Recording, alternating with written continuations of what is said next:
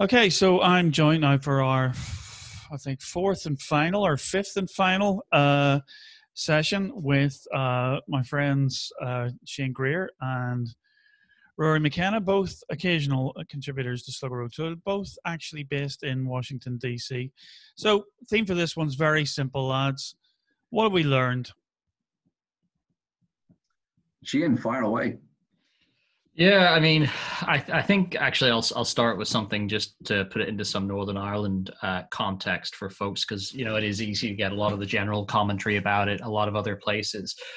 One thing I'll just touch on, which sort of sits on the side of the business I deal with more, which is political campaigning, just to give you a sense of the scale. And obviously Northern Ireland is not the United States, but the total amount, the latest estimate, the total amount that will be spent on the presidential election and the congressional campaigns this cycle. So no state stuff, no local stuff, none of that.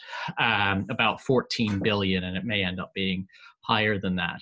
The total spend in the 2017 Northern Ireland Assembly elections works out at 0.00139% of the amount spent on the elections here. And just looking at the Biden campaign, taking that same amount spent in 2017 by 9 parties in Northern Ireland, about 150,000 pounds sterling.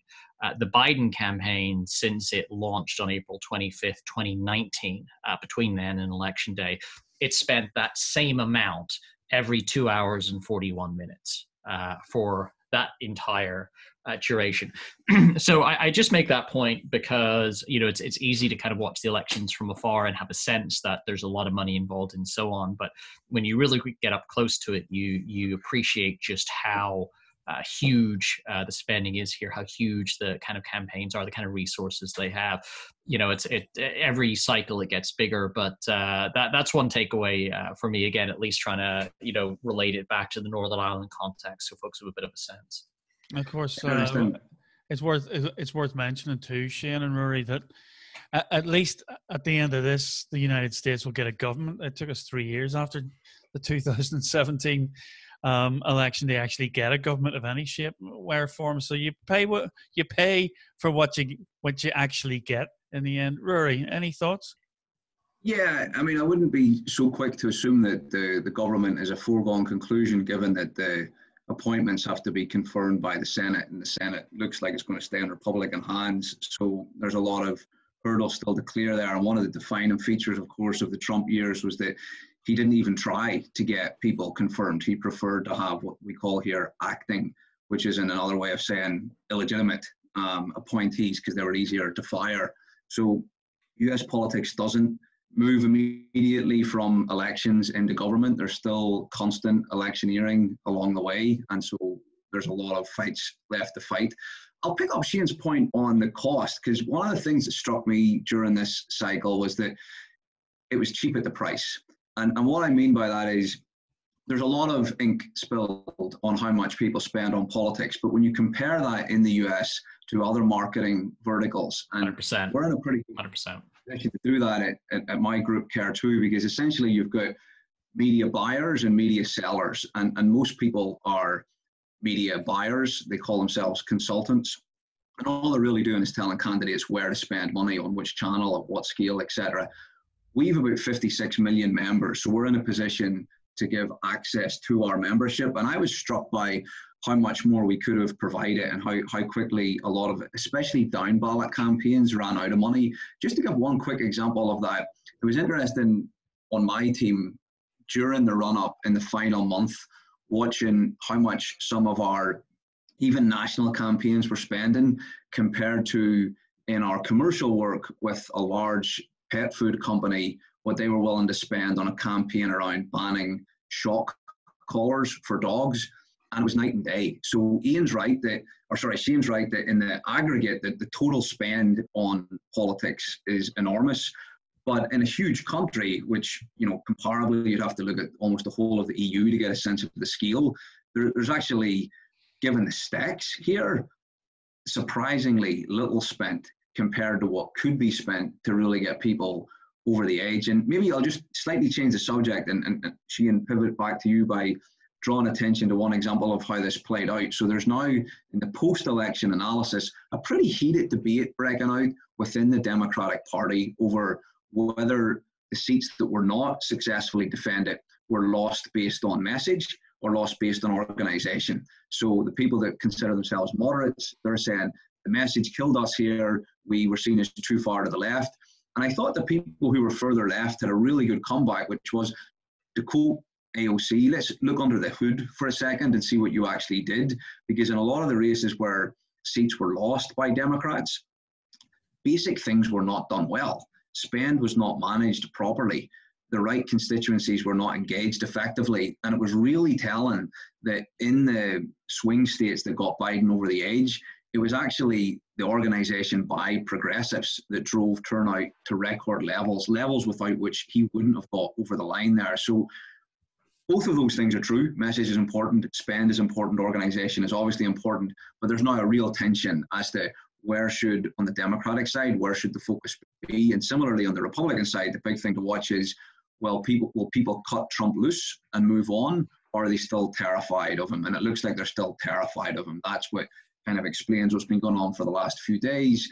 As we go into the runoffs in Georgia, there's huge fear that if Trump and his family, frankly, come down against any of the people on the Republican ticket, they're toast. And so as a result, we have to continue to go through this crazy, almost emotional drama for somebody that can't accept an election result where he's already down by over 5 million votes and looks like he'll probably lose the Electoral College by around 300.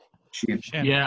Yeah, we'll just pick up on that because it's the kind of perennial debate, right? And you could go from cycle to cycle, and folks saying, well, was it the messaging, was it the organizing, was money spent in the right places and in the right way?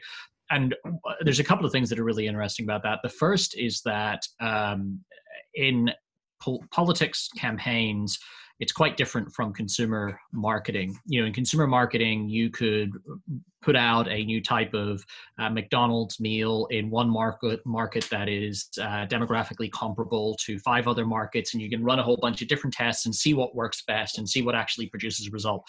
You really can't do that in campaigning because how do you set up that kind of controlled experiment? How do you account for the other factors, other campaigns behaving differently? And so it's very difficult, almost impossible, I would say, to draw definitive causal conclusions, although you can attempt to get close. I think the reality is ultimately that it's going to be a mix of things, and that the mix of things is going to vary by place to place. So if you look at the messaging side, you can point to, I think, some messaging own goals there. So take something like defund the police. Whatever the underlying goals of that were, the words defund the police taken on their own, which is how a lot of people who aren't following it closely, which is most people not following politics closely, that can be read a number of different ways. One of them is you want to defund the police, i.e. take the funding for the police and remove it. So I think that's a good example of bad messaging, whereby you come up with something really simple, but it doesn't really say what you mean. And it isn't ambiguous enough that someone can read whatever positive thing they want into it. So, for example, Obama's "Yes, we can." That can mean 1,000 different things to 1,000 different people. They can all put their own spin onto it. Clear messaging, simple. So I think you can look at that. But then you can also look at the other side, which is, where did you allocate your spending? How did you organize? Were you too heavy in TV or digital in this market?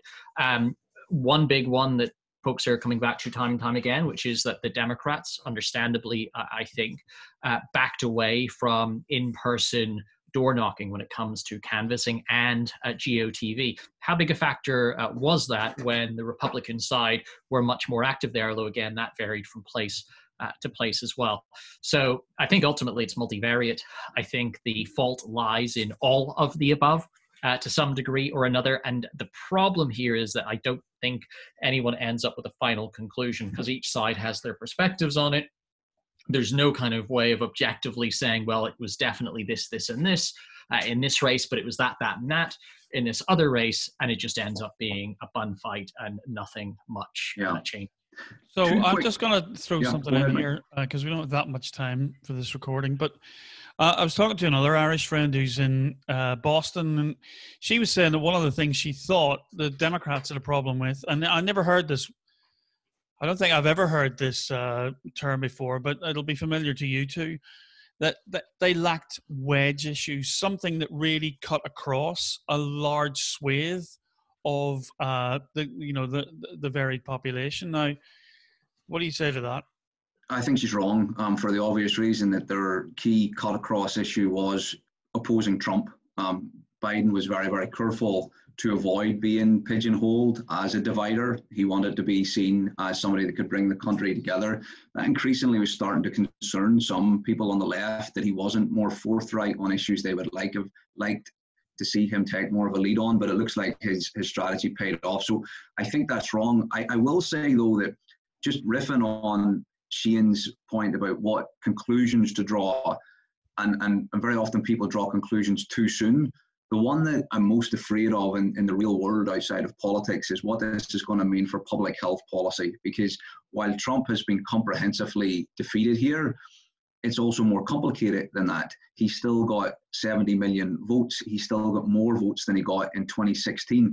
And one interpretation, rightly or wrongly, but one that's starting to gain legs, is that a lot of his vote was an anti-lockdown vote. It was people who were faced with the terrible choice of statistically being unlikely to die from contracting coronavirus, but economically being certain to face catastrophe if they lose their jobs, and therefore faced with that choice, increasingly being opposed to the potential for new stringent lockdown measures, which look like they're now going to be hard to avoid and are already starting to come in this morning, and for example, Maryland across the border from me. So I do worry that it's going to be next to impossible for the incoming Democratic administration to take the steps that need to be taken to combat coronavirus, because whatever else has just been voted on here, it looks like there's no clear mandate for a gloves off full lockdown, and that could be big trouble moving ahead for both the Biden presidency, but more importantly for the rest of us who actually have to live here.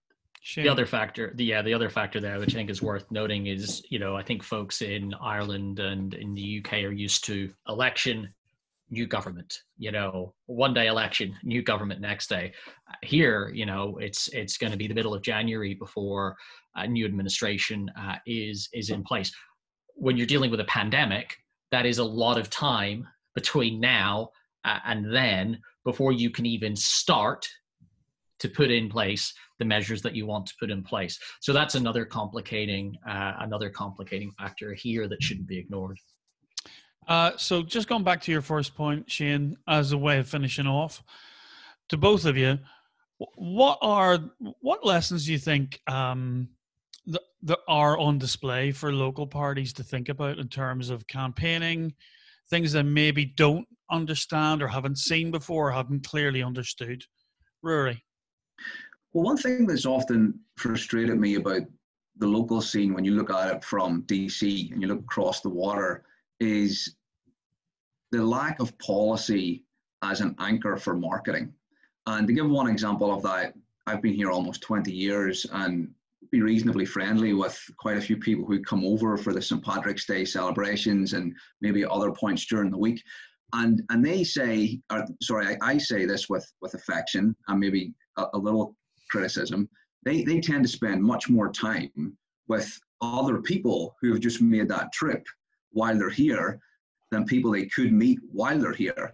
And examples of people that I think they maybe want to spend more time with while they're here are not actually in the political and marketing space, they're in the policy space. So we've got in DC some of the best think tanks in the world, some of the most innovative policy hubs in the world, and even in American politics, it's very difficult to filter those ideas through into the policy, but it's not impossible. And I think when they're looking at how to move voters that are at least persuadable, there is still something to be learned from the US about how you can take policy innovation, apply it to people's lives, and then put marketing in place on top of that. It doesn't just have to be a head count. It doesn't just have to be drive out the vote. And I'll finish by saying maybe the best example of this is what we talked about on our very first call, demographics, because isn't it ironic that Biden has just won this election through white voters in Pennsylvania, despite not doing as well with what they call here Hispanic or Latino voters? And I gave my reasons for why I think that's a category that overly simplifies, and I think the data has just borne that out. So demographics need not be destiny. Politics need not just be head counting and voter mobilization. There is a place for ideas. And I do think back home, they really need some fresh ideas. So maybe that would be a good place to start. Great. Shane. Yeah, I don't disagree with that. The one thing I'll address the campaign side. I think if parties in Northern Ireland, UK are looking for ideas here, they should probably look further down the ballot than the presidential level, if for no other reason than budget. And when you look further down the ballot, one of the really interesting things that's come out as a result of COVID, people not being able to send film crews to candidates and so on, is a lot more remote work where candidates themselves, friends and family are actually helping them shoot video for Facebook, for YouTube and so on to share through their email list. So authenticity, really kind of basic stuff where you're speaking authentically to camera about issues that affect local people. And then, and this is the key thing, the best campaigns in the US up and down the ballot have invested early and over a long period of time in building a proprietary list of supporters, by which I mean an email list of people who are on board with what they want to achieve. And they treat that list like a community. They're not constantly just hammering it for fundraising, which is less a factor, certainly in Northern Ireland, but they're communicating with them about issues, what they're doing in the campaign space, and so on. Now, again, obviously, being GDPR compliant is critical in the Northern Ireland context, but taking that time early on to build a list, so that when it comes time to an election, you can mobilize that list, both in terms of voting, in terms of volunteering, getting out the vote, things of that nature. But it's a channel that you own, because if you're beholden to a Facebook or a Twitter or your party election broadcast or so on, as a means to get your message in front of people, you're going through an intermediary, and that's fine. You have to do that to some degree. But if you have a direct channel that you own yourself, that you have cultivated over time, that you've built a relationship with, you can do a lot more with that. You have a lot more flexibility and a lot more opportunity to communicate directly to that audience than you do through any other channel. And it'll be the single most valuable thing that any campaign has. Well, gentlemen, thank you very much. That's it's been a great round of conversations. We're going to save this one and turn it into a podcast and put it on Slugger's podcast channel as well. And I think I must listen to, certainly for local Northern Irish politicos. So thanks, gents. I'll leave you, get back to your busy working lives in Washington. And let's hope it's not too long before we speak soon. Okay. Thanks, Mick. Thank you, Rory. Take care. All right. Take it easy. Bye-bye.